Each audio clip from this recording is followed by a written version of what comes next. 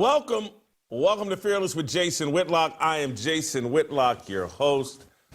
Happy Wednesday. Thank you so much for joining me. We will have another awesome show today. Steve Kim will join us in the second half of this show to unpack what I'm going to unpack at the beginning in my fire starter and the big topic we're going to go into as it relates to the theme we've been covering all week.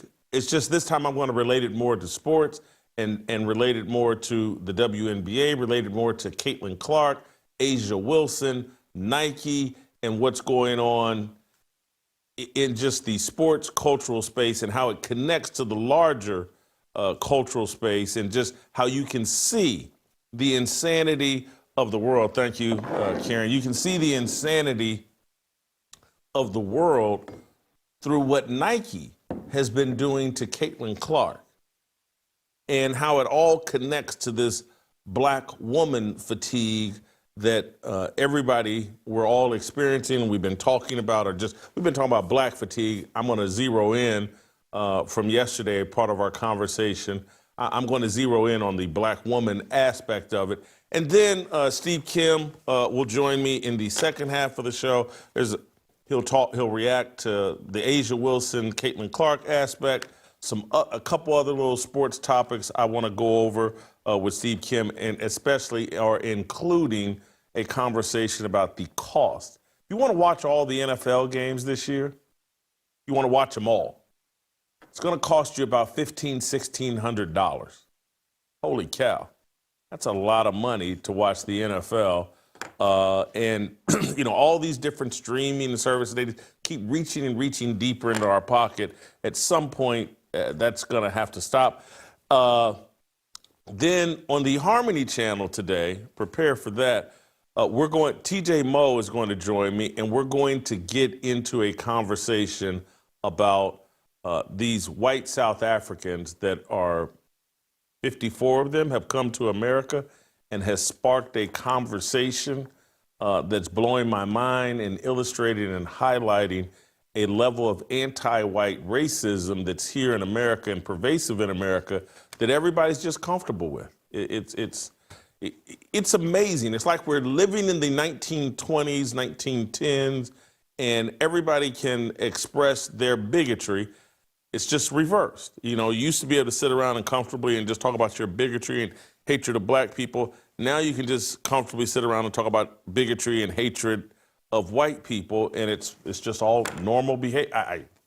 You live long enough, I guess you'll see it all. There's nothing new but the doers, according to the Bible, and we're living proof of that. So anyway, that'll be on the Harmony channel. That'll be around noon Central Time today. You won't want to miss that conversation. But my voice is better. Still not 1,000%, but it is better. I feel great. Show's going to be great. I want to thank our friends at Home Title Lock for making today's show possible. If you're a homeowner, you need to listen to this. When's the last time you checked your home title? That's the legal proof that you own your house. You're like me, you almost never do this. Well, that can be a problem because AI and the cyber world and scammers are stealing home titles and your home equity. That's the target. Here's how it works. Criminals forge your signature on one document, use a fake notary stamp, pay a small fee with your county, and boom, your home title has been transferred out of your name and into theirs. Then they take out loans using your equity or even sell your property. You won't even know it's happening until you get a collection or foreclosure notice. That's why you need to stop what you're doing right now and find out today if you're already a victim. Use the promo code FEARLESS at HomeTitleLock.com to make sure your title is still in your name. You'll also get a free title history report plus a free 14-day trial of their $1 Million Triple Lock protection. That's 24/7 monitoring of your title, urgent alerts to any changes, and if fraud should happen, they'll spend up to $1 million to fix it. Go to HomeTitleLock.com right now. Use the promo code FEARLESS. That's HomeTitleLock.com, promo code FEARLESS. Thank you, Home Title Lock. Let's get into today's show. And there's a couple of different things I want to start with. And I want to start with a little bit of humor. And I hope I'm not distracting and wasting you all's time, because I've come up with something clever, and maybe it's more of a distraction than it is anything else. But I'm going to start here with the Statue of Liberty trophy, the Statue of Liberty statue that's up in New York. And we were talking this morning about black woman fatigue and what it represented, and we were talking about Asia Wilson and this story I'm going to get into in the New York Times of all the machinations the New York Times goes through, Nike's going through, trying to please and satisfy Asia Wilson. But I started thinking about what this statue of the overweight black woman represents in Times Square, and we came up with the Statue of Liberty. And it's a statue that says, give me your entitled, your belligerent, your BBL asses yearning to destroy the patriarchy. And I think of this as humorous, but it's actually, there's truth to this. And yesterday, when we had the panel discussion about black fatigue, there was a part of me that felt very, very naive, that felt like in the middle of that conversation, when I showed the woman at Wendy's with her young son, and she's cursing and yelling, and I say to the panel that, like, I don't think this is normal. I think this is extreme. I think this did happen, but I don't think this is a fair representation of what's going on as it relates to black fatigue. This is this extreme video. And Shamika Michelle, Virgil Walker, and Anton Daniels both, I'm using the word shouted me down, but they didn't shout, but they did like, nah, Jason, you wrong. This isn't the extreme example. This is reality. And I had to sit around and think about that. Like, am I so far removed from reality? Do I live in such a safe space? Has my lifestyle and, the assistance that I can afford to operate my lifestyle, am I living in such a protected bubble that I'm not out here in the real world in a real way where I'm engaging and seeing what's going on? And I thought about it, and I'm like, Virgil lives right outside of Atlanta. Anton lives right outside or within Detroit. And Shamika obviously lives in North Carolina in the Raleigh-Durham area. And perhaps they're not living the life that I am, where, I don't really go to grocery stores anymore.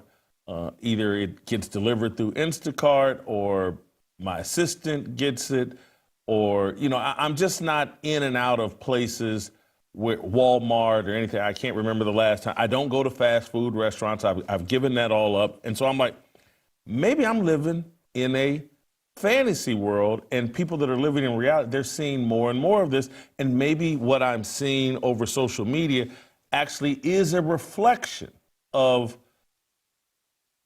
a level of fatigue and a level of delusion that is being driven by black women. And it's uncomfortable to say, because so much of so-called black culture is about the worship of black women. You cannot, it's very difficult. There is virtually, Shamika talks about this all the time. She talks about it. I haven't really thought about it as much as she talks about it, but it's like, you can't correct a black woman.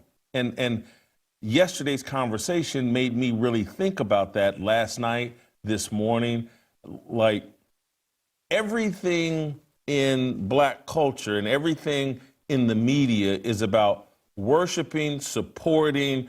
Black women have been mistreated. They're the most disrespected people on the planet, and we must bend over to support them. We must shower them with love.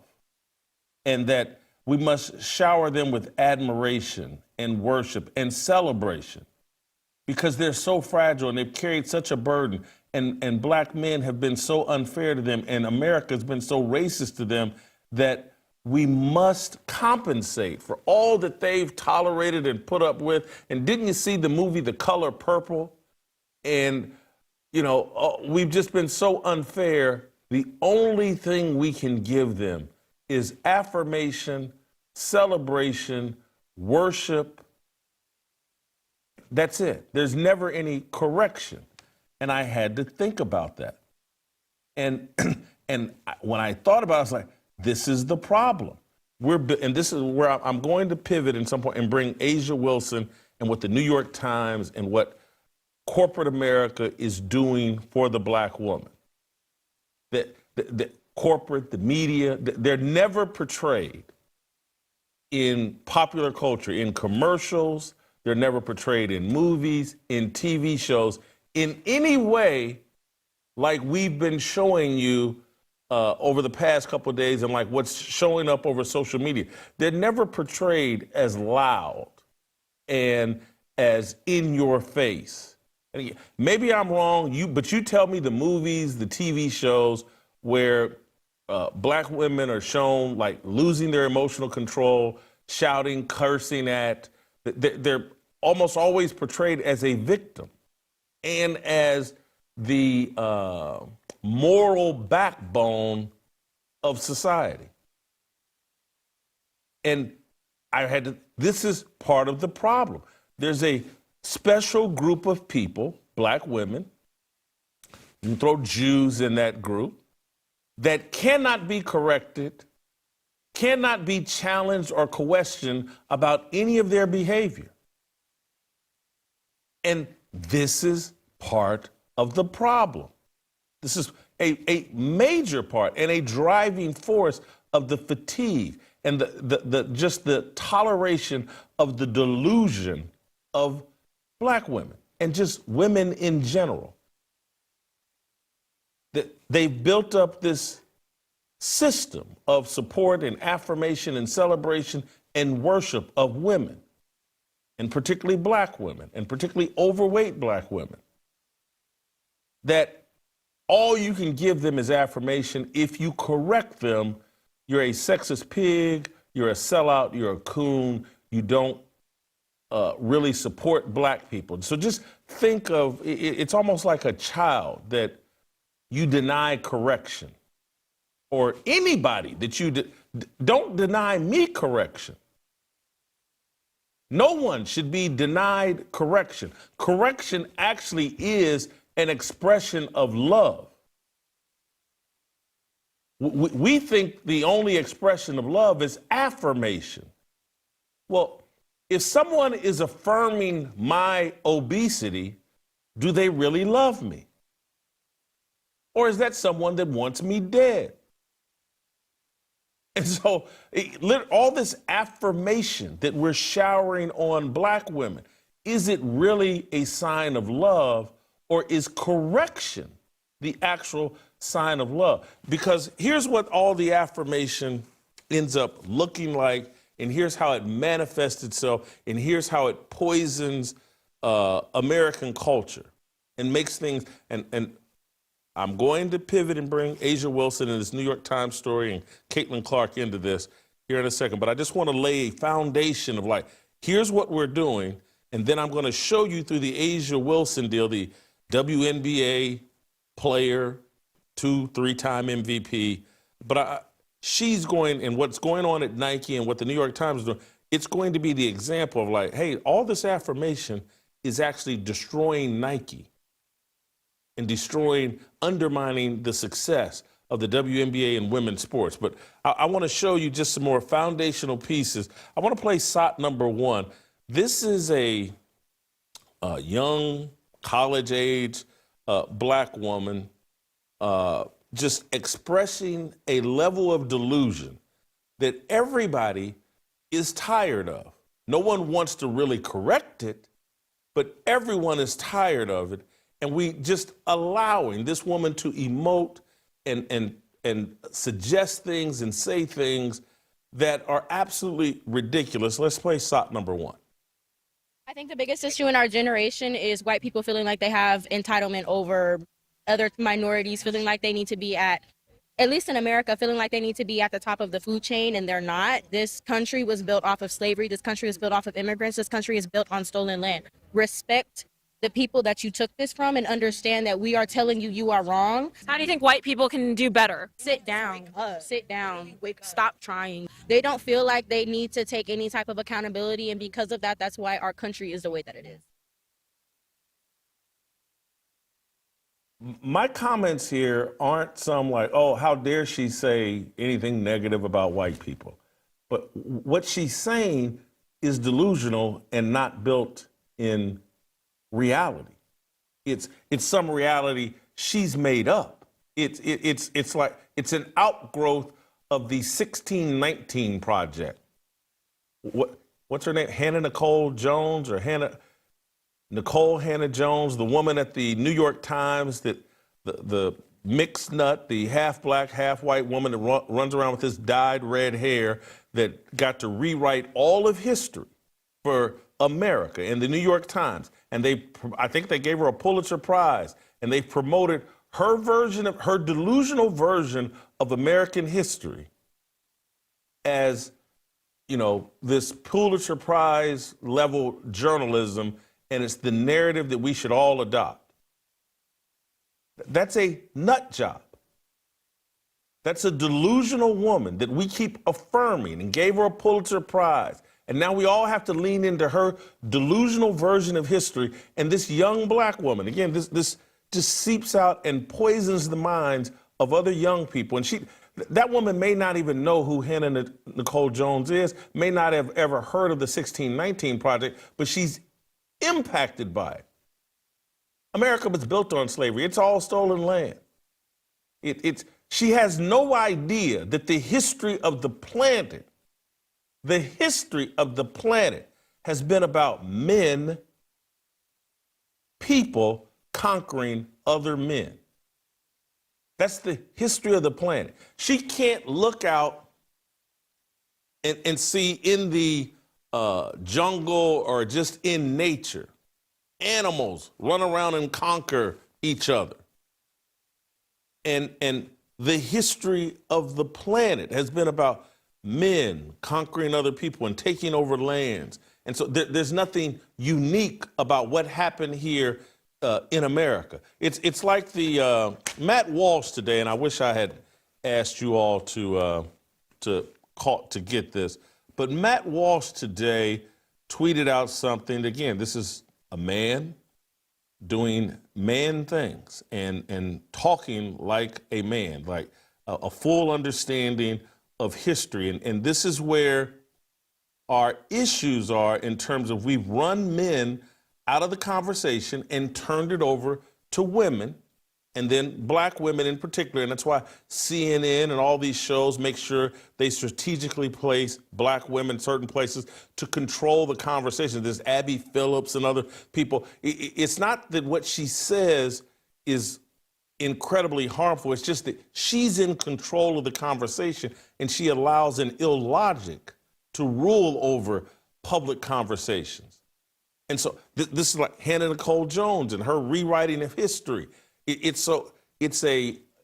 Because these women can't be challenged, they can't be corrected, they can only be affirmed or you're a racist. That's how insanity and delusion are starting to reign all over America. Not starting to, does reign all over America. But Matt Walsh today just talking about the South Africans, the South Africans the 54 South Africans that have come over here to America seeking asylum and seeking safety. Remember, folks, white South Africans don't belong in South Africa even after 400 years. White Americans are invaders in America even after 500 years. But the third world illegal migrant who got here last Tuesday is just as American as anyone else. And if you call him an invader, you're a racist. That's a very profound point he's making. The very same people that are losing their minds about all these illegal immigrants, they're Americans and they deserve X, Y, and Z, but then you can argue that people that have been here for 400 or 500 years that conquered this land, they have no rights here because they're racist. We can't have real conversations because black women and just women in general have been installed to control the conversation. And the most bulletproof woman in American society and perhaps in global society is the black woman. They've used the media to paint this narrative and to build this custom, this normalcy of you can't correct this woman. You're racist if you do. You're sexist if you do. You can't challenge her illogic. This is insanity. I want to show you, this woman reminds me of Joy Reid, but she's got a full head of hair, so she's not Joy Reid. But this is the kind of insanity that we're all bowing to, catering to, reacting to, that is destroying and undermining the country. Play shot number 2. This is a black woman talking about the arrival of these 54 South Africans and basically kind of making a threat towards them. Play the clip. Good morning. This is for the South Africans who are going to be entering the United States. This is just a public service announcement. I just wanted to make you aware that the black people who were students during apartheid, we're grandmas and grandpas now, and we have the ear of Gen Z. One more thing, I also want to let you know that our president, he has Secret Service, and you will not. I also want to tell you that black people over here are empowered. These are just public service announcements. When you get here, sit your ass down and don't touch nothing, because you don't have Secret Service. Okay. Now have the day you deserve. That's insanity, and it's racist. And I'm going to say something that is going to irritate and offend, but in America, in our culture, the most racist person in America is the black woman. If it doesn't apply to you, black women, ignore what I just said.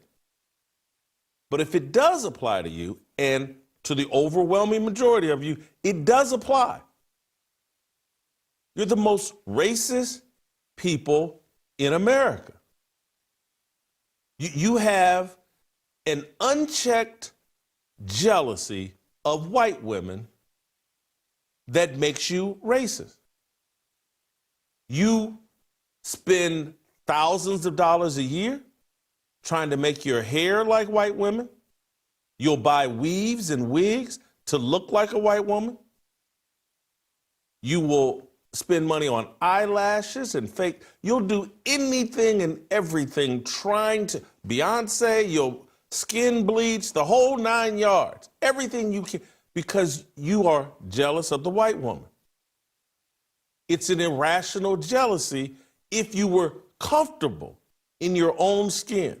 If Anton Daniels yesterday made the point about the black woman's body and how it was ideal and how you look at entire cultures now trying to get big butts like black women had. You look at women injecting things in their lips to get full lips like black women have. But your irrational jealousy of the white woman has caused you to destroy yourself, your very nature,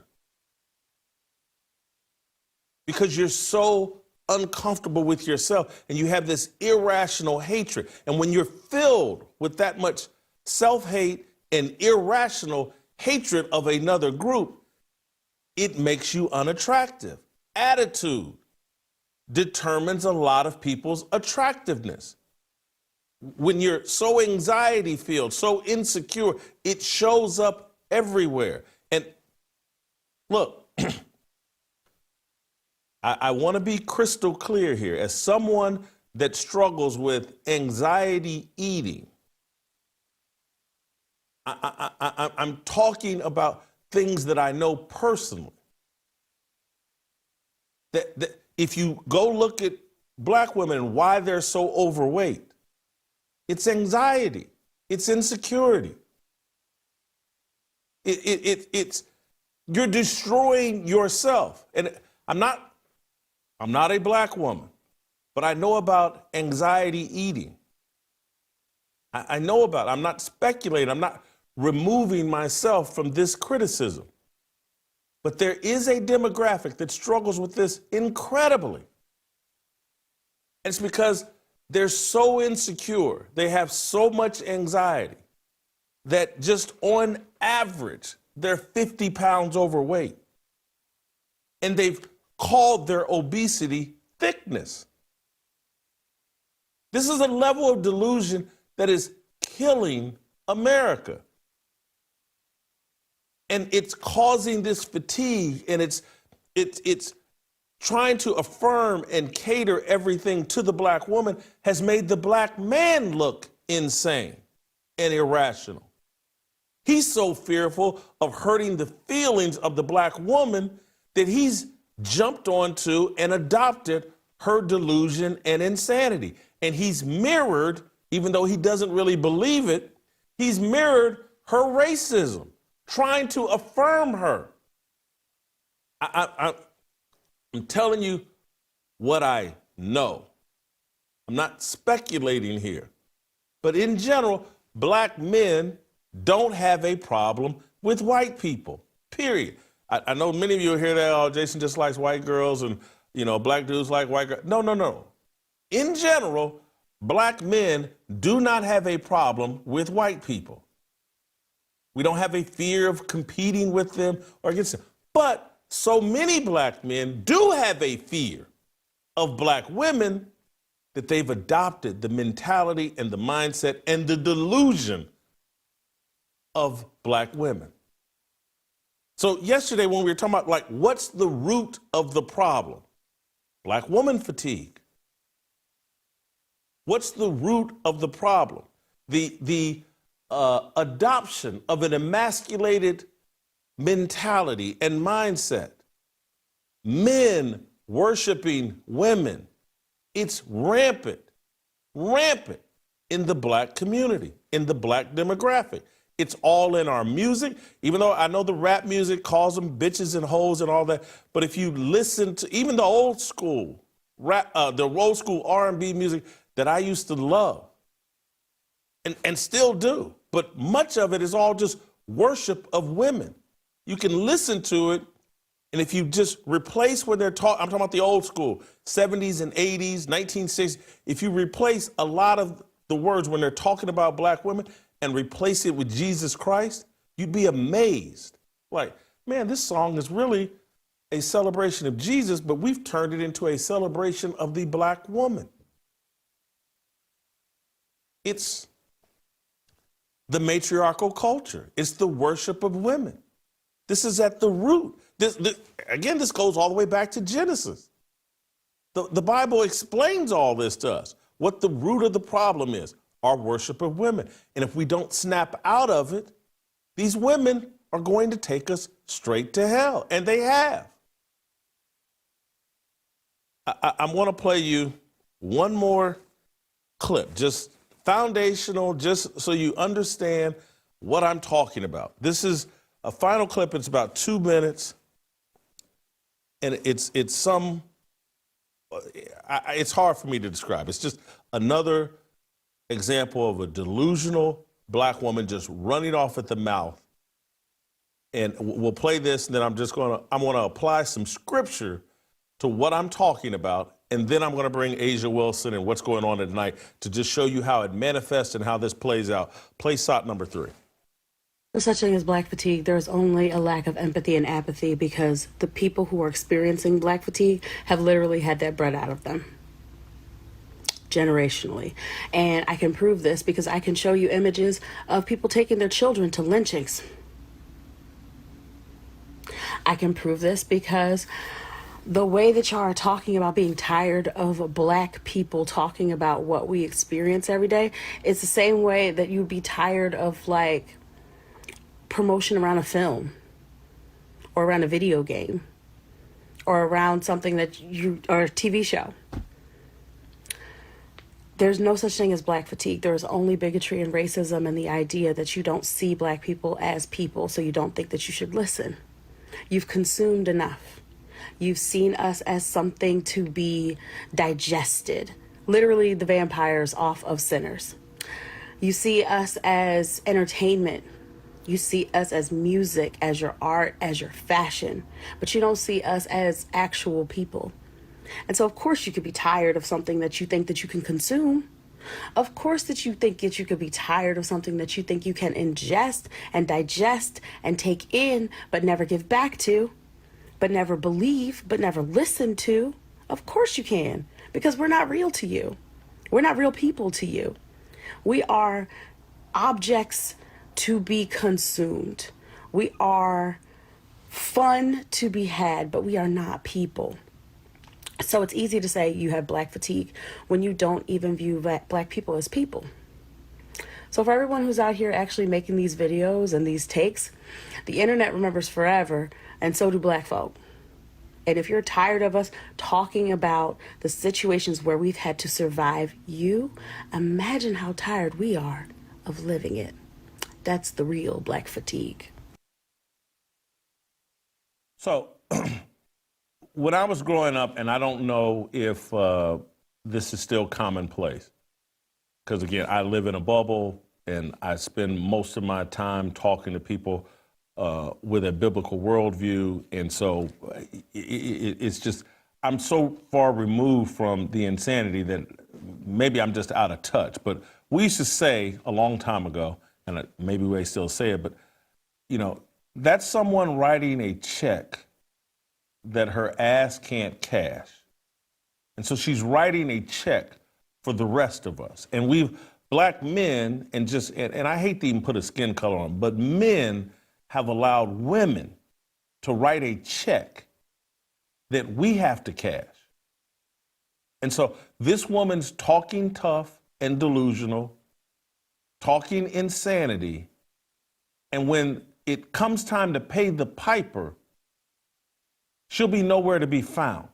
Men are going to have to pay the price for tolerating and dealing with the checks that she's writing, the checks that are bouncing everywhere. Guarantee you this woman's credit rating is in the hundreds, because she just writes checks. She just runs off at the mouth. She's so biblically disconnected and so unwise. She's so far removed from her role.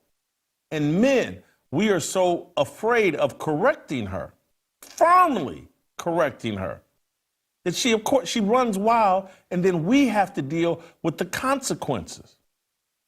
And so she's painting a picture of a black mindset that is illogical, stupid. We're 12, 13% of the American population. Go look at our obesity rates.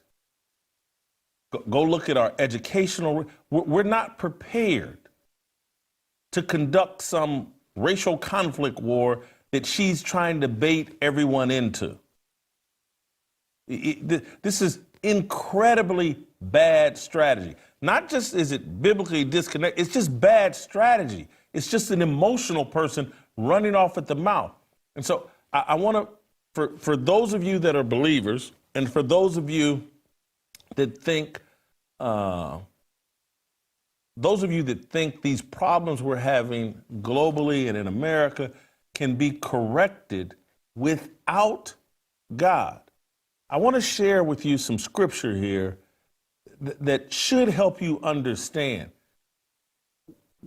We're dealing with a demonic energy and a good versus evil battle. And I know for some of you, man, that sounds crazy, but it's the only explanation. It's the only explanation. And for those of you don't understand, that appreciate all the American freedoms that used to exist in a patriarchal society that used to exist, for those of you that long for that, but somehow you've disconnected yourself from a biblical worldview, and you think, oh, we're going to get it back with secular values and just common sense, and we don't need God.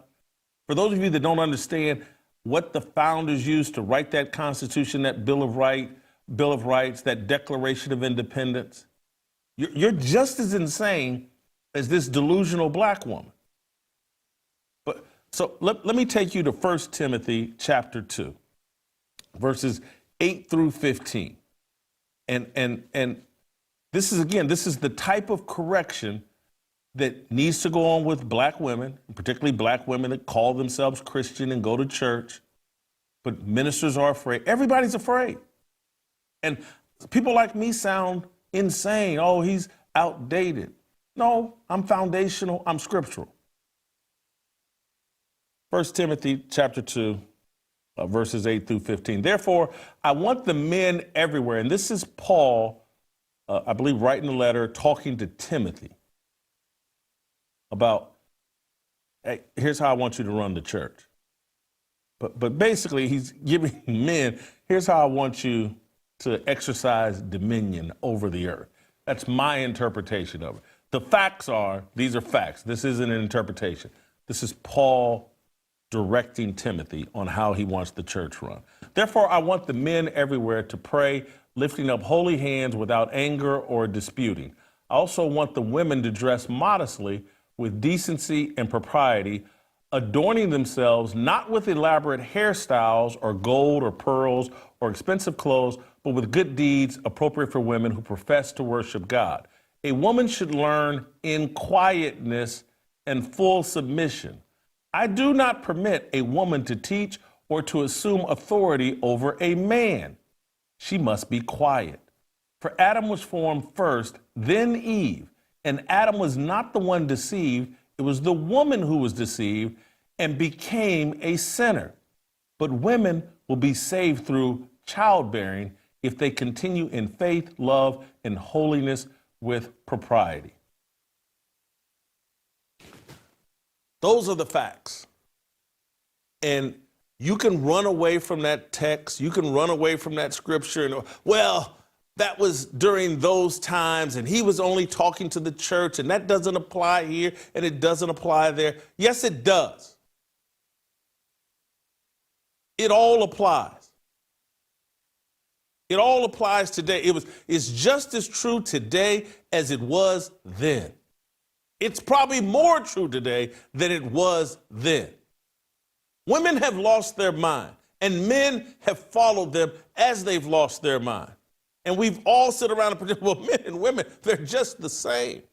We watch women go through their menstrual cycle. We watch them go through menopause. We deal with their hormonal changes. We see, and again, this isn't me ripping women. It's not me being critical. It's just an explanation of the facts. They're different.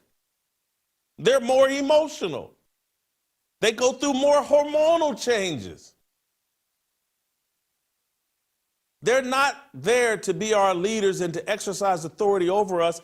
And the root of the problem that we're experiencing, the black fatigue, the fatigue with the illogic and the stupidity that has run wild all over America,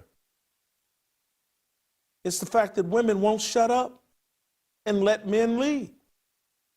And I'm not talking about women never speaking. I'm not talking about women never providing wisdom. I'm not talking to women about never playing any role or having any voice in American society. But I am talking about play your position, play your role, recognize who you are. And then, if you can't do any of that, just look up, open your eyes, and ask yourself, who's got the most matriarchal culture in America? And there's no question it's American black people. And then Go look at the results. Go look at the scoreboard. Go look at the dysfunction that is rampant within Black America because of matriarchal culture, the rejection of male leadership. Go look at the kids and the chaos and the violence. Just do that. It's no different than me stepping on the scales and having to deal with, okay, this is what Doritos does. This is what Ronald McDonald's does. I can live in denial of it, or I can accept, like, hey, these are the consequences of Doritos. And so, matriarchal culture, you can step on the scales and the results are crystal clear. At this point, Black people, because of this matriarchal culture here in America, we weigh about 728 pounds. The results are crystal clear. And now I want to bring Asia Wilson and Caitlin Clark, just so you completely understand it, and I just put real world examples on it. Nike stock is in the tank, sales are in the tank. They got some CEO that they just forced into retirement. I think it's the last quote I had. It was the fourth quote I want to start there, where I mentioned the CEO that's been replaced by this guy Elliott Hill. Can I get that quote? It's not the one we have up. I think it's number 4. It's the last one I sent. There we go. This is from a New York Times story about Asia Wilson and a signature shoe that came out last week. And it says, this is a study in racism and fame and how they can't, for some reason. Asia Wilson's this 6'4" basketball player for the Las Vegas Aces. She's won the MVP in the WNBA 2 or 3 times. She's won a championship or 2 in the WNBA. They're pretending as if she's LeBron James or Michael Jordan at WNBA, and that the reason why it's taken so long for her to get a signature shoe and her shoe won't sell is because of racism. It's insanity. It's this affirmation of the delusion and the insanity of Black women. But Nike has this gift in Caitlin Clark. Women's basketball, this gift in Caitlin Clark. And they won't tap into it. The most popular athlete in America right now, the most popular women's basketball player in the history of America, and they won't give her a shoe because we got to give Asia Wilson one first. And it's cost their former CEO their job. And so I'm quoting from the New York Times. Mr. Powell, the analyst, said Nike's recent struggles as a business and its overhaul last year were instructive as well. With Nike's stock price falling and cultural relevance slipping, its board announced the abrupt retirement of chief executive John Donahue in September and said Elliott Hill would replace him. Mr. Hill has spent 32 years with the company before retiring in 2020. I think we would have seen the Caitlin shoe a lot faster if Elliott had been at the helm, Mr. Powell said. His predecessor just did not appreciate product and the value of endorsement. No, that's not what happened at Nike. That's not why they haven't released a Caitlin Clark shoe. They haven't released it because they've installed a bunch of female executives and middle management people within Nike. They've installed a bunch of diversity hires within Nike who all pander to the delusion of Black women. Black women can't be corrected. If you do, you're racist, you're sexist, you're a coon, you're a sellout. black women can only be worshiped. And so Nike is worshiping Asia Wilson. And Nike's not doing things in its own best interest. They've removed capitalism. They've really removed greed and replaced it with diversity, equity, and inclusion. They've replaced it with the delusion of black women. I want to go to quote number 3, I think, first. Let me go to quote number 3. Here's Asia Wilson, a 6'4" female basketball player who's completely unrelatable to most young girls and most men. She's 6'4". And I'm not ripping her for being 6'4". That's not her fault. But most women are, what, 5'4"? They can't relate to a woman that's a foot taller than them, who plays a very boring style of basketball. But here's Asia Wilson expressing her delusion. Miss Wilson has not shied away from discussing the impact of race on why she is sometimes called not marketable. Quote from Asia Wilson, "It's 100% about race. And it's one of those things where we can sit there and say that all the time, but there's going to always be someone that's like, well, no, you're just not making it about race. No, well, no, you're just making it about race." This is insanity. This woman is claiming she's not popular, she's not marketable because she's black. And that's 100% of the explanation. We live in a country where Michael Jordan and Muhammad Ali and Tiger Woods are probably in the discussion for the 3 most popular and beloved athletes in American history. And you know who else is probably in the running for that? Serena Williams. She ain't on their level, but she's right up there. And she's making the delusional argument that I'm not popular because of my skin is black. This is insanity. But the New York Times is confirming that insanity. Some woman, the woman that wrote the Tania, I'm not even going to attempt to pronounce her last name, but wrote this story. She used to cover, I think, one of the basketball teams in Los Angeles. She's writing, another woman is writing this and confirming this and filling this story with all the delusions of Asia Wilson and writing a narrative that's so far removed from reality. And Nike is losing money for its shareholders. Its chief executive got dumped, all because they have to worship Asia Wilson. They have to create a company that ignores merit and installs diversity, equity, and inclusion everywhere. It doesn't matter whether you're qualified. It doesn't matter whether you're rational. It doesn't matter whether you're a good decision maker.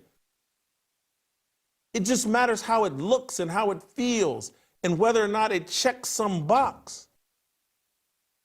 Nike is, literally, they're undermining their business, losing millions and millions of dollars when they have a solution right there in Caitlin Clark, but they won't do it because they must worship Asia Wilson and black women. This mentality is undermining American culture. And this is the fatigue that people are talking about. It's like, how long are we going to go on with this insanity? And don't we understand the consequences of this insanity?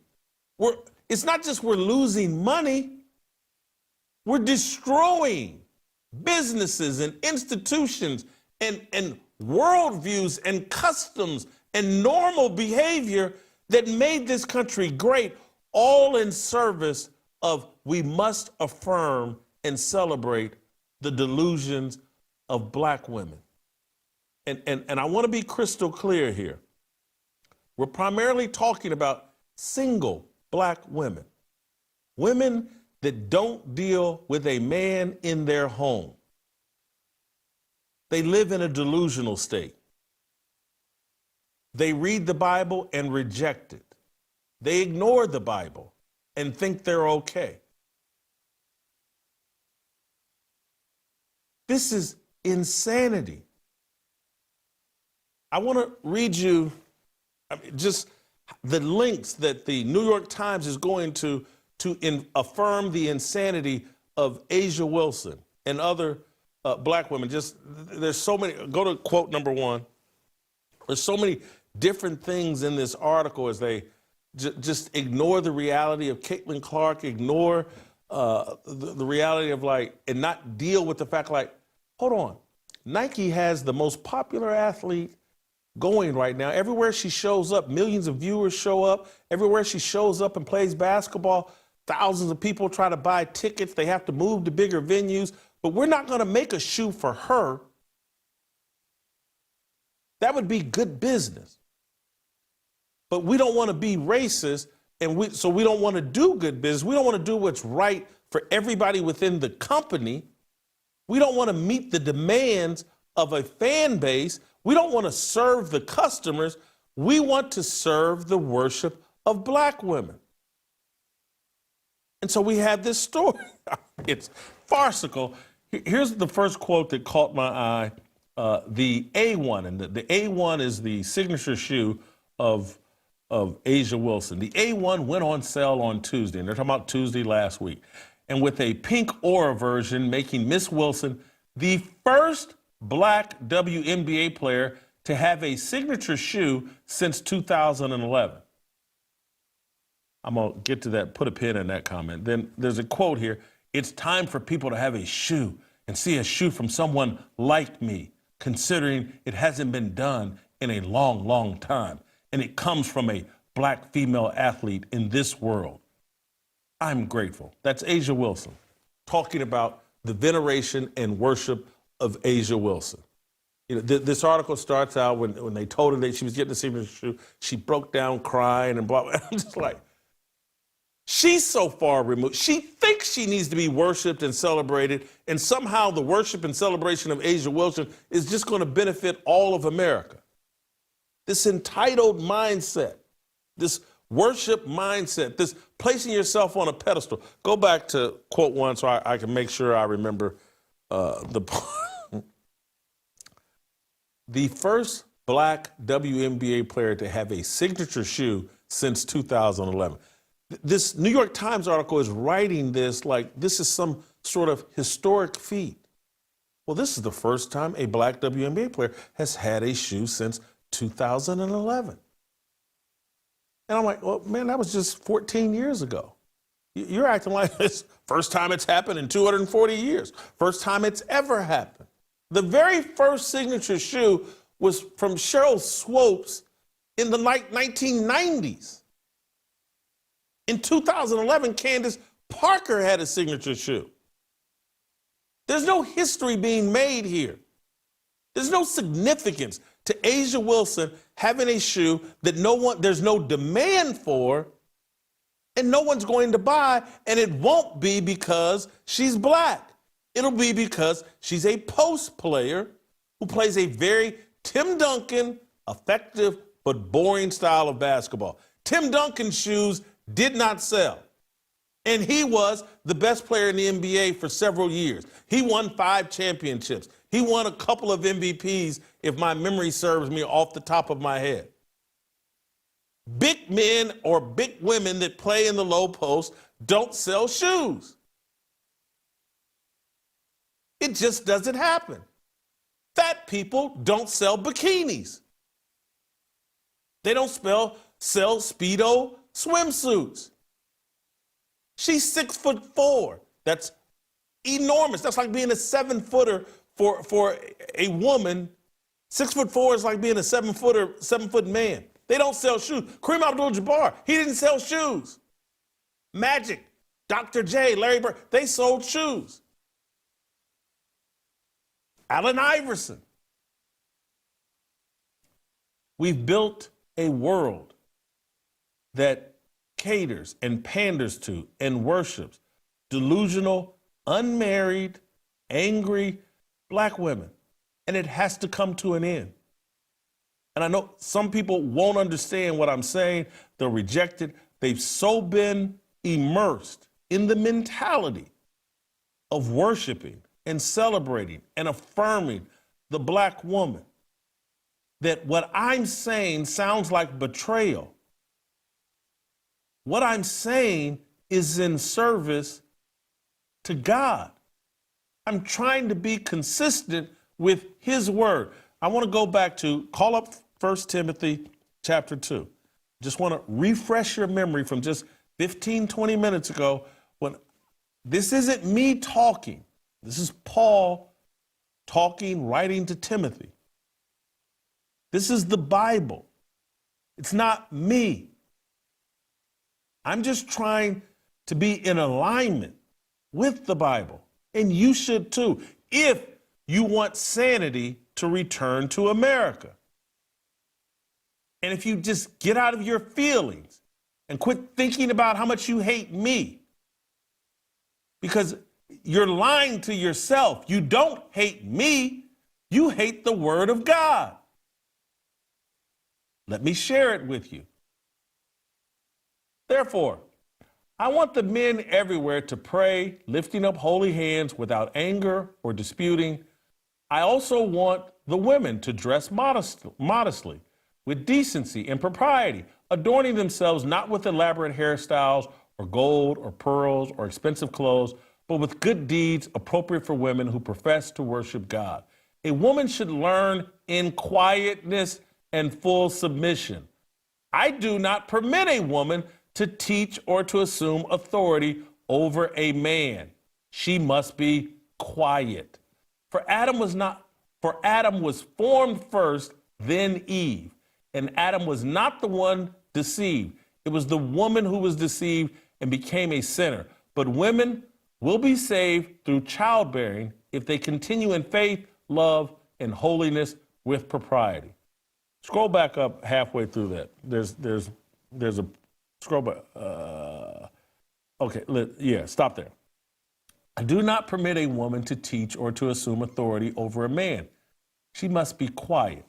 And so, who's the loudest demographic in America?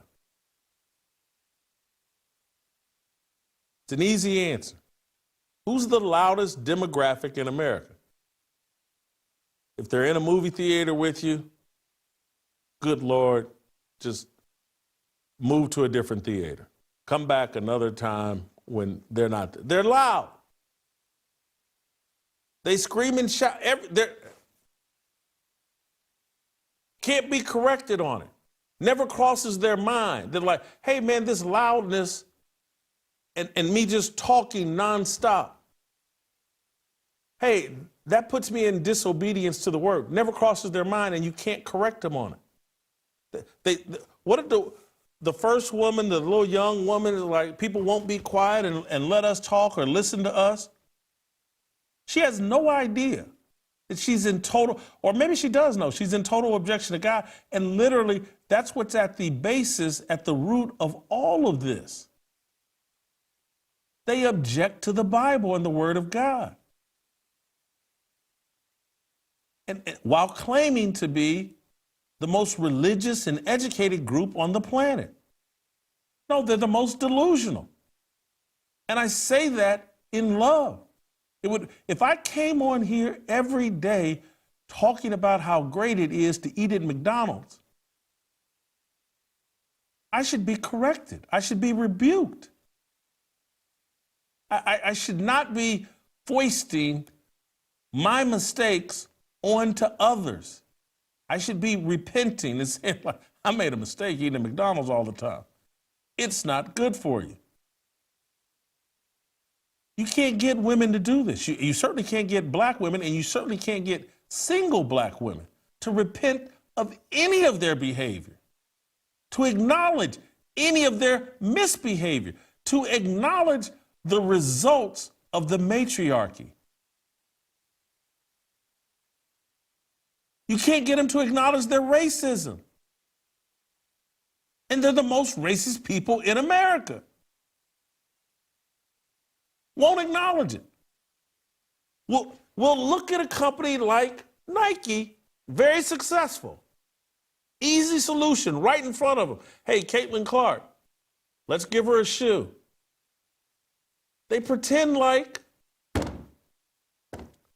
well, that would be insane. That would be racist if we gave Caitlin Clark a shoe. Yes, it would be good for business. Yes, there's great demand for it. Yes, there's an opportunity for us to capitalize on a gift we've been given in Caitlin Clark. But above everything, we must worship the delusional black woman who's angry and racist. And she says, no, give Asia Wilson a shoe that no one wants.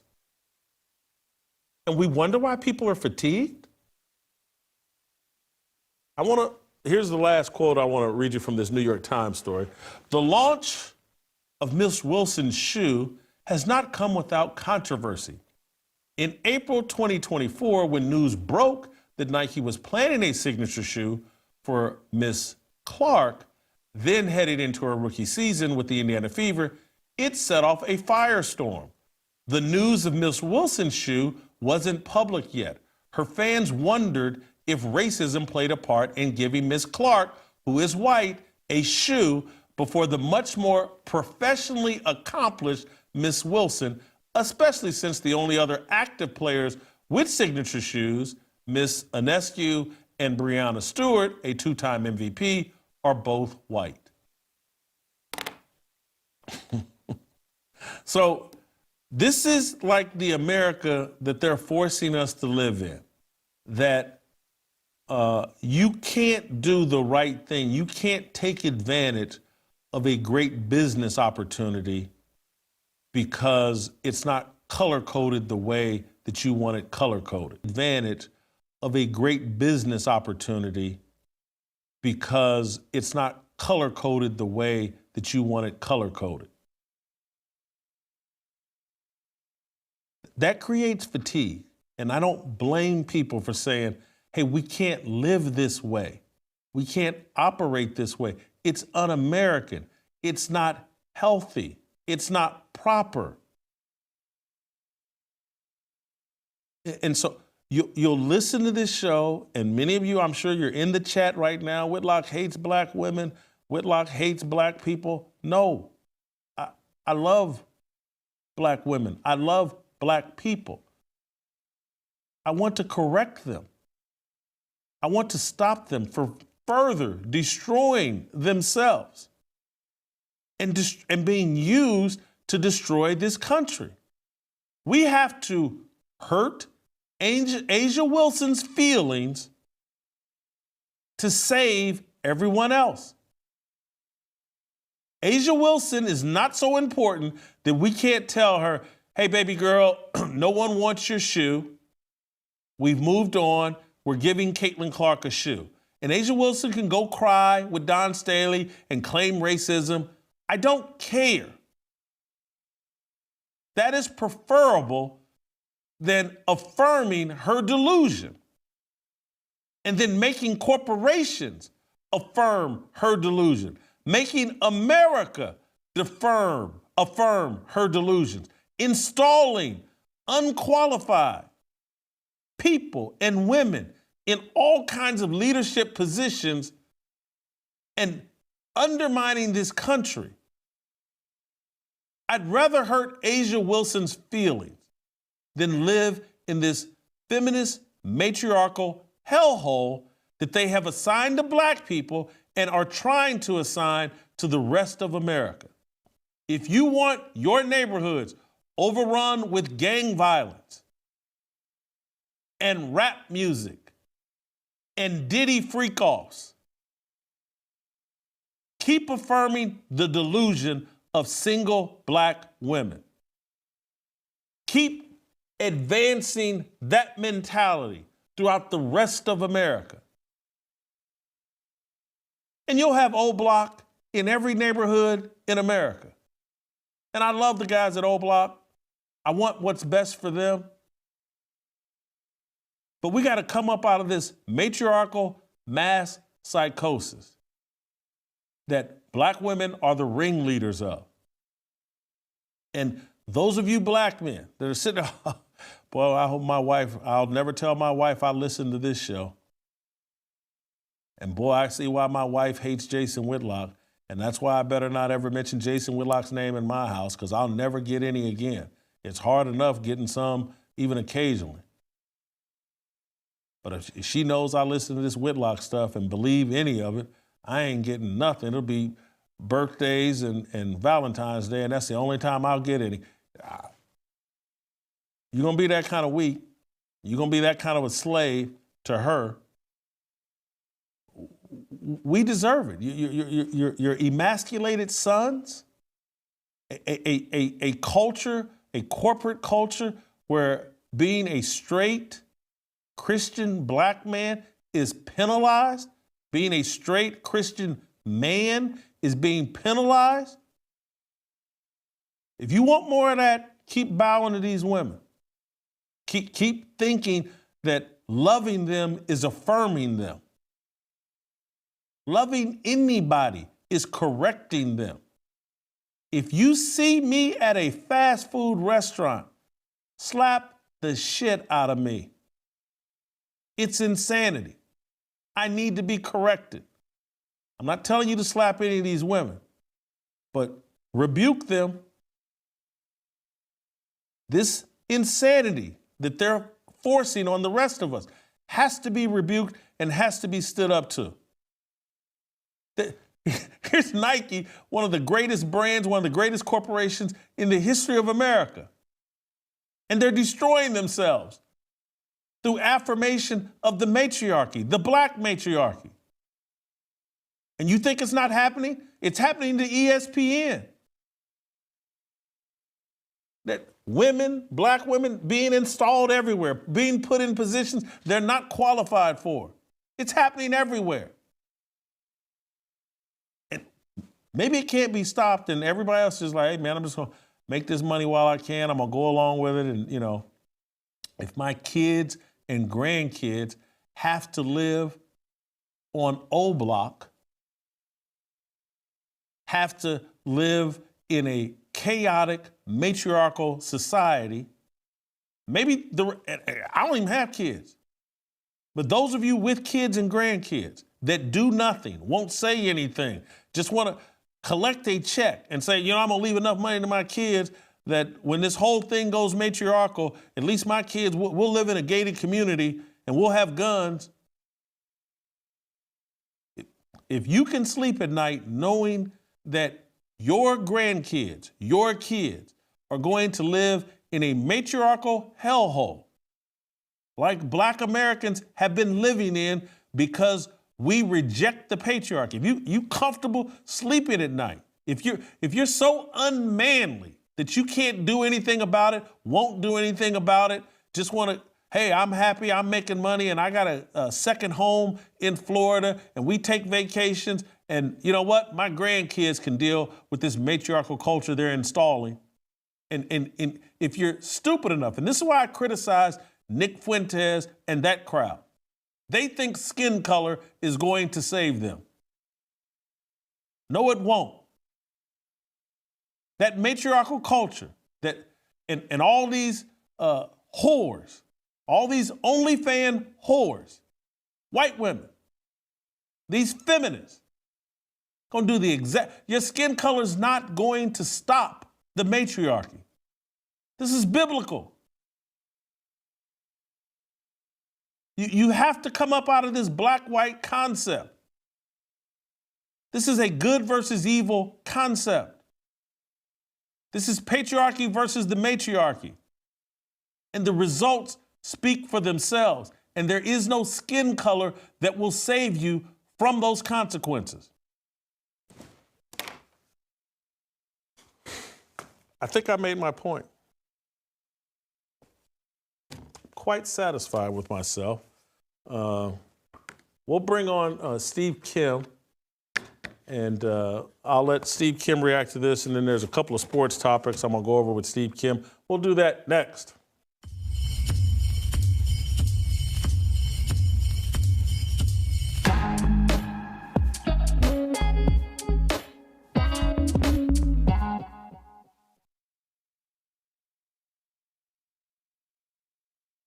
I never asked what we were doing or where we were going, so I just put a tie on. This is so cool. For the record, I didn't leave Fox News and go independent. Though I love that. You're such a sweet man.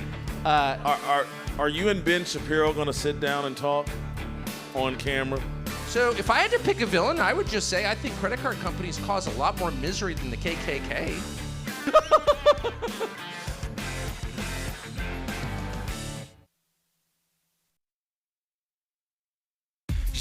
모두 다 빨리 박수 쳐 기다리지 말고 서둘러 Reason that I'm back is to feed you raps I see that you are 배불러 So fly All right, welcome back. Steve Kim, welcome back to the show. I just want you to react to my Asia Wilson, Caitlin Clark, Nike, New York Times riff that Nike is destroying its business, trying to protect black women and the feelings of Asia Wilson. Are you shocked by this, or what's your reaction? None of it. And we talked about this, I believe, last year, and my advice would have been to Nike at that point, just don't do it. And they did. And I think a lot of this goes into the tapestry of the whole black fatigue thing. I was thinking about this during your monologue, Jason, but I think there's a lot of people who aren't black who did not care how black people acted. It wasn't their business. It wasn't their concern. It wasn't in their neighborhood.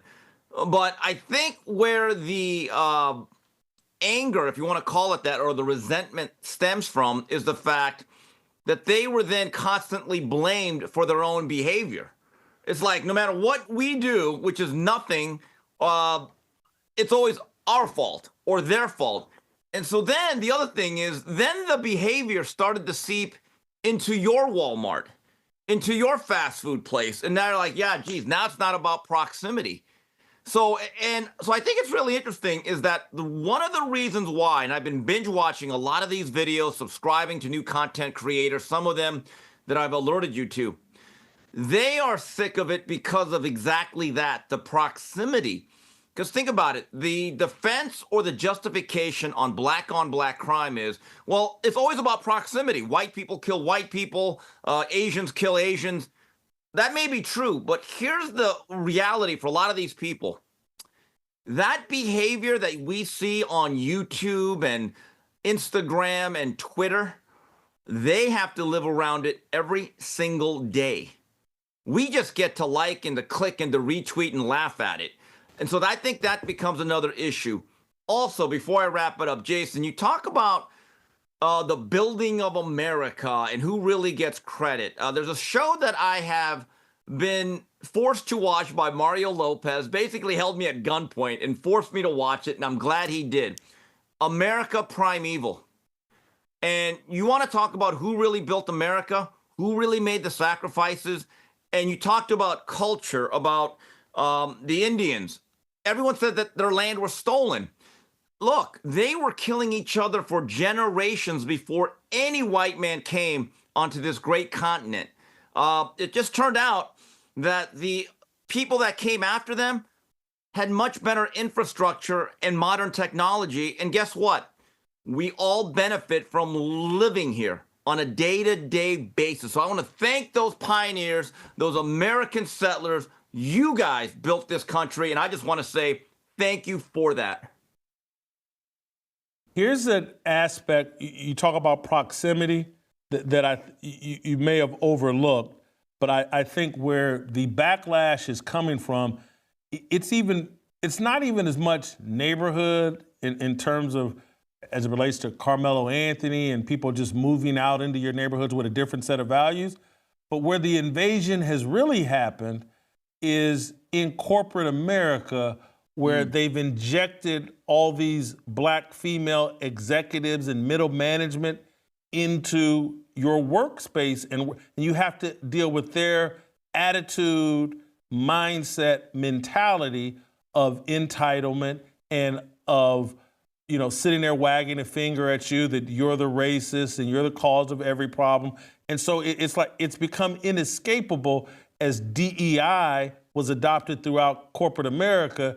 Now you're working with people that think you're racist and evil and think that you have white privilege and that they're owed some sort of debt.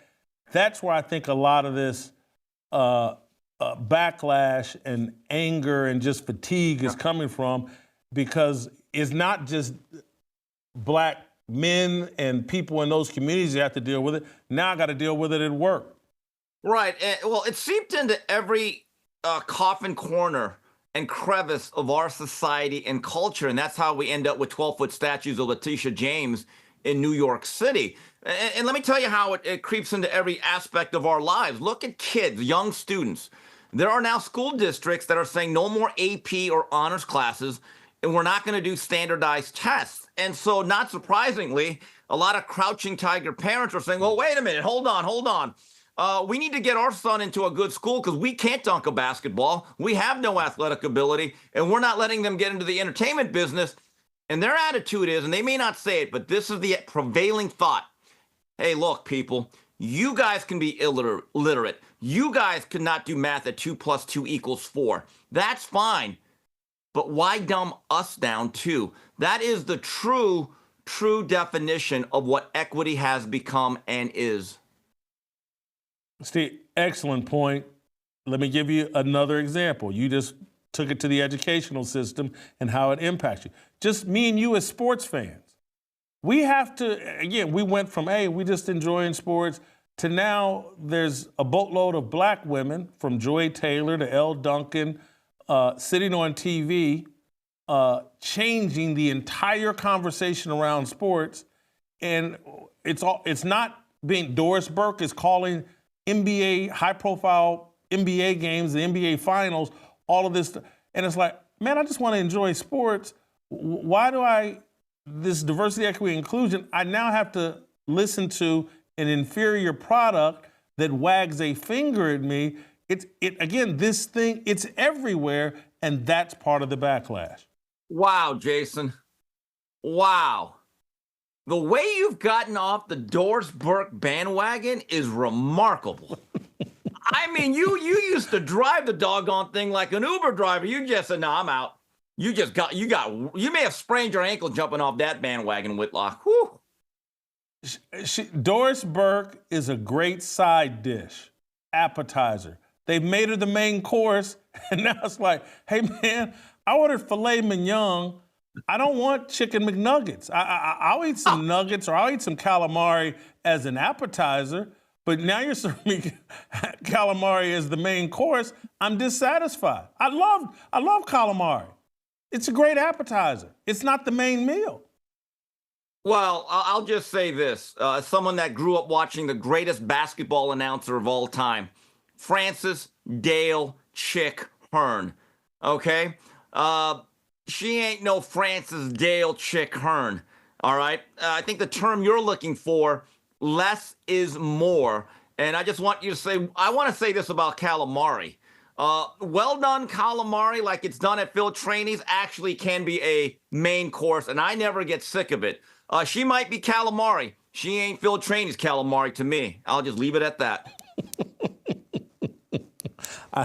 You just made me forget. There was one more thing I wanted to ask you. I'll if I remember it, I'll circle back. You made me laugh, and now I've forgotten.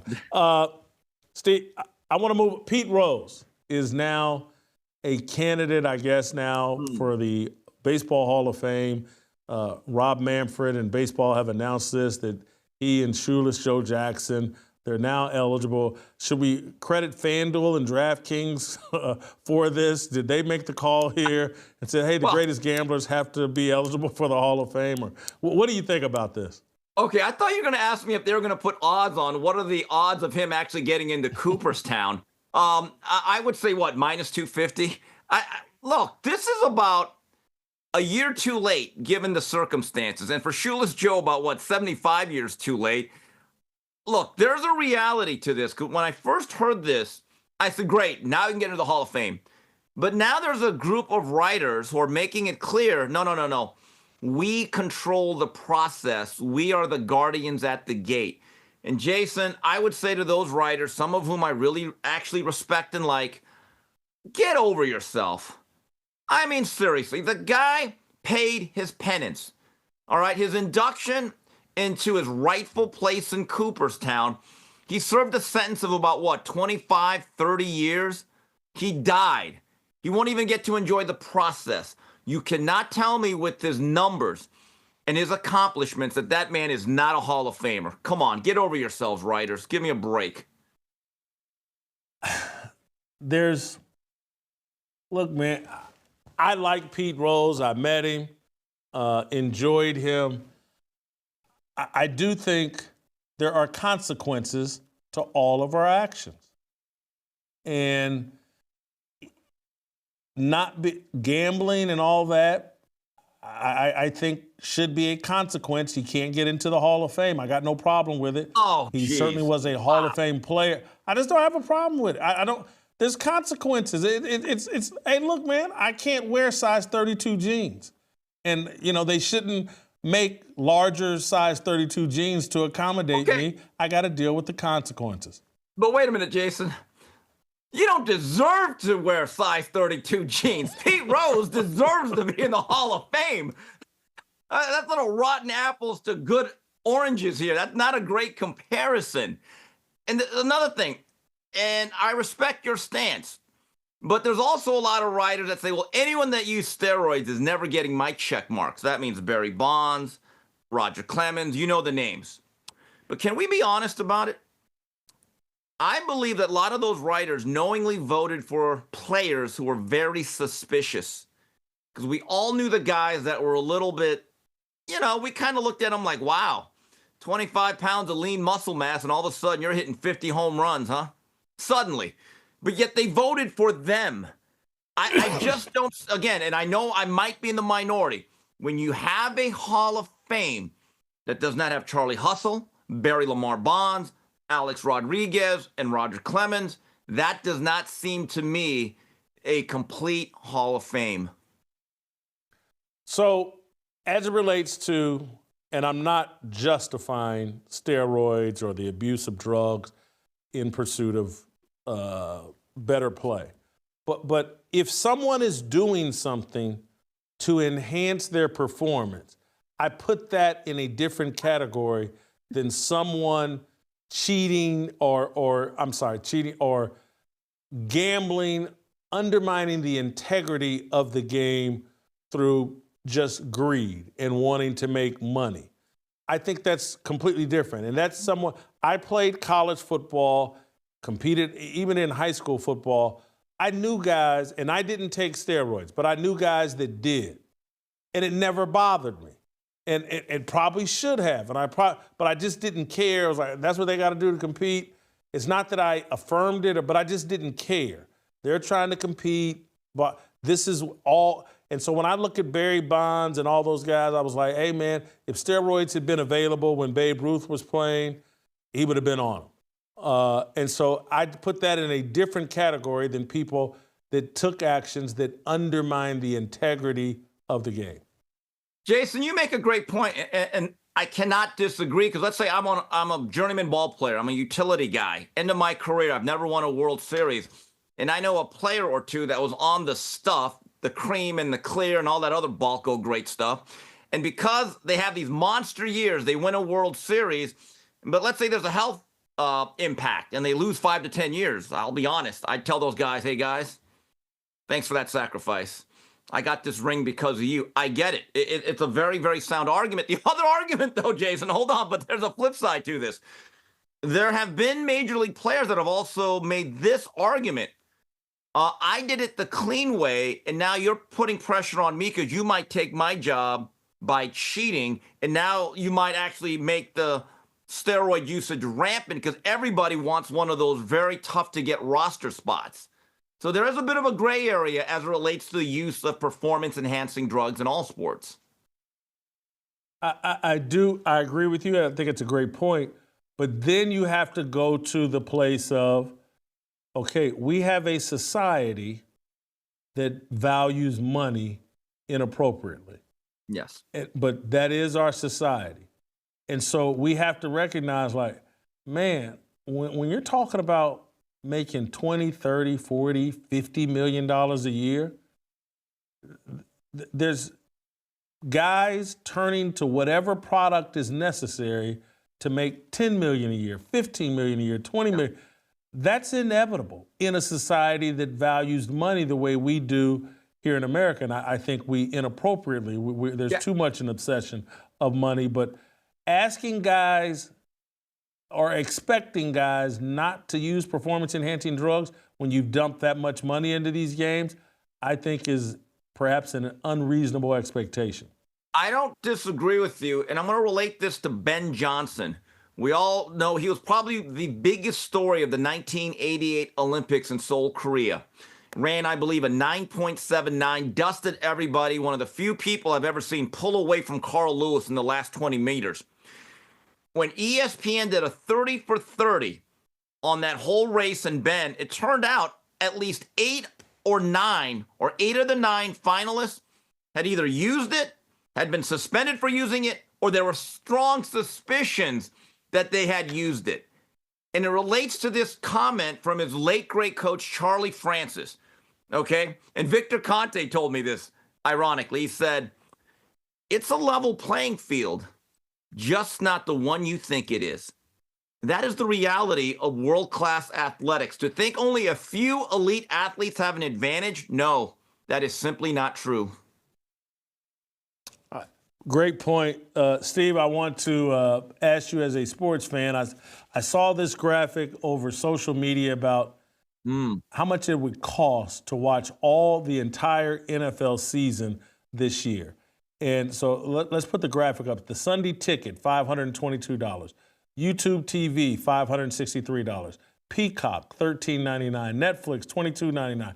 Amazon Prime, $89. ESPN Plus, $104. Taxes and fees, $197. A total of $1,515. Will anyone ever legitimately complain about this, or do we just pay it, deal with it, and keep it moving? This is like that drug dealer that keeps raising the prices of his product because he's got a bunch of junkies that'll do anything to shoot themselves up. You know, what's that old song, Mega Blast from Public Enemy? Please, oh, please, just give me one more hit.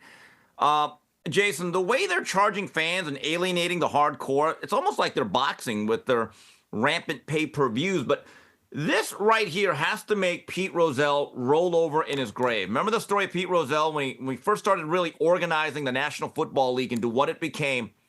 He talked all the teams into sharing television revenue under one umbrella. So all the markets, in essence, were the same, whether you're in Green Bay or New York or Los Angeles, Chicago. And everyone was the same. You can call it socialism. I call it running a league that's highly prosperous. And in essence, for most of our childhood, Jason, we got to watch the games, quote unquote, for free. Now, we didn't get to watch all of them. We got games in our market, whatever our regional home team was. And then eventually TNT had Sunday Night Nitro. ESPN got big into football. And then it started to expand. But I have some of those services. I don't have all of them. I don't plan on getting every single one because, Jason, here's the reality. For me, when the Rams moved in 1994 to St. Louis, they died to me. So I don't really have an NFL team. I watch Red Zone. I really rarely watch an individual game unless it's a big one on a Sunday, okay? I watch Red Zone because I get a view of everything. You get a quick synopsis. I get to see how all the former Hurricanes are doing in the league, and I'm good with it, okay? But I do wonder, over the long term, are you eroding the fan base by making this a lot more pricey than it used to be to follow the National Football League? It's, for me, it won't be about the $1,500. It'll be about the inconvenience of needing all these different things. Yeah. And it's like undermining my passion for them, that I'm less enthusiastic about the start of this NFL season, and I know we're several months off, than any NFL season that I can remember. I just have less enthusiasm. Trust me, I'm living and dying for Saturday, Caitlin Clark versus Angel Reese and the start of the I know you- WNBA. I'm just Yeah, I know. I got more enthusiasm for that than I do for Okay. the NFL season. Steve, you got a reaction to that, or I got real one quickly, tiny yeah, little you thing know, I want to. Yep. Yeah, your anticipation for that matchup, you don't have to sell us on it, Jason. We believe you. But your diminishing interest in the upcoming National Football League season, I've heard that for 4 straight years. So it's like death, taxes, and Whitlock having lessening interest in the National Football League. It's written in stone. Here's the last thing I wanted to ask you. Can we get the Statue of Liberty statue back up? I wanted your thoughts on my naming of the Letitia James statue as the Statue of Liberty. I think it's some of my best work. Could we put that back up on screen? Yeah. And I love my bring me your entitled, your belligerent, your BBL asses yearning for the destruction of the patriarchy. Your thought? This is to me. I want to thank Ren. This is one of my greatest inventions. The Statue of Liberty. Did I nail this or no? No, you did. There's no doubt about it. That truly is Lady Liberal. I mean, you could even do like an offset. I think the next one they do might have a bonnet on it.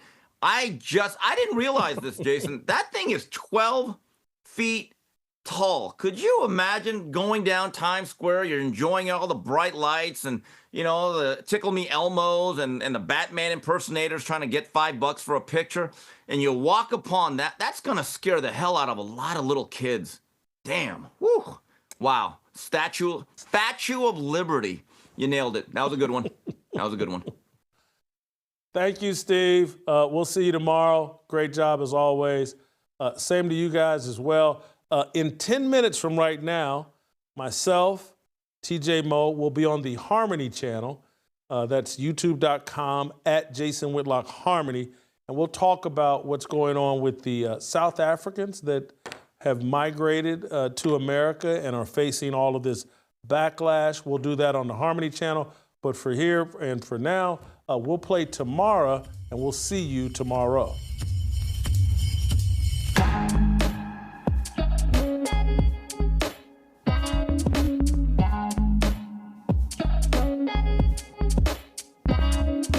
Waiting for the countdown, coming off the breakdown, standing in line for freedom. Looking for a breakout, feeling like a standoff, nothing in life like freedom. Came like a fighter, striking like a ladder, making all these moves for freedom. I want freedom. No negotiation, my sister, no relation. We all just wanna have freedom. Sitting on a corner, never been alone. I'm breaking my back for freedom. Blessed, we are living, get back. We are receiving, all deceiving. We all wanna be free. We want freedom.